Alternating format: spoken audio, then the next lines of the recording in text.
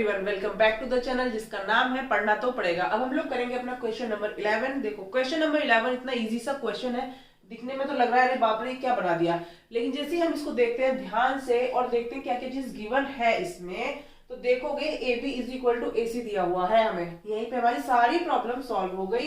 क्या चीज गिवन है देखो बेटा, सॉल्यूशन करते हैं इसका हम लोग स्टार्ट। तो A C is equal to A B हमें क्या है बेटा, ये गिवन है।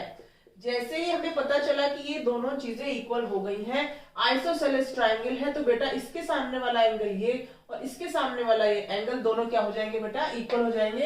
Angle B will equal to angle C.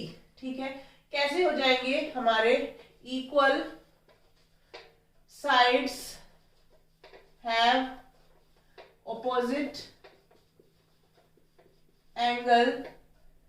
opposite angles equal।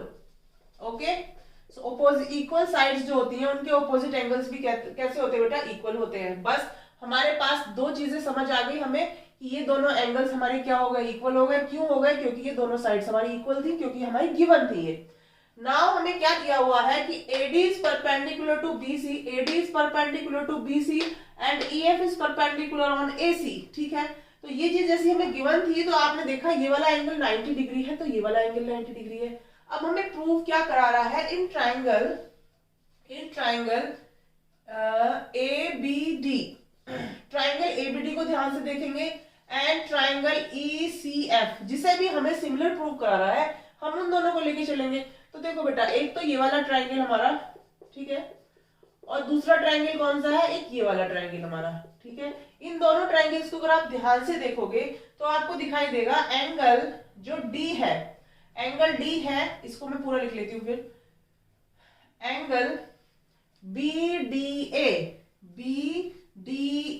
Will equal to what, angle CFE, angle CFE कितने होंगे बेटा, दोनों 90 डिग्री होंगे।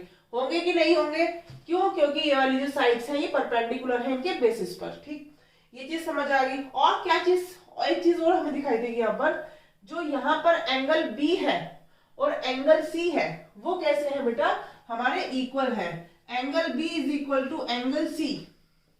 ठीक है, एंगल B और एंगल C दोनों ही ट्राइंगल में इक्वल है।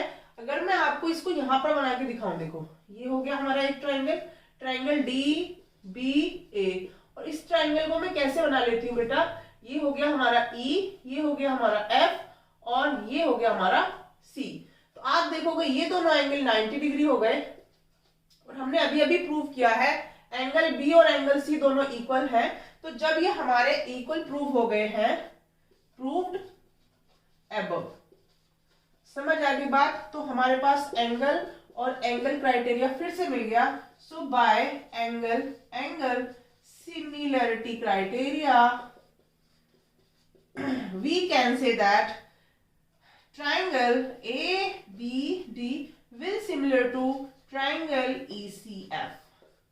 समझ आ गई बात बेटा, हैंस प्रूव। ओके, कितना अच्छा सा प्यारा सा इजी सा क्वेश्चन था।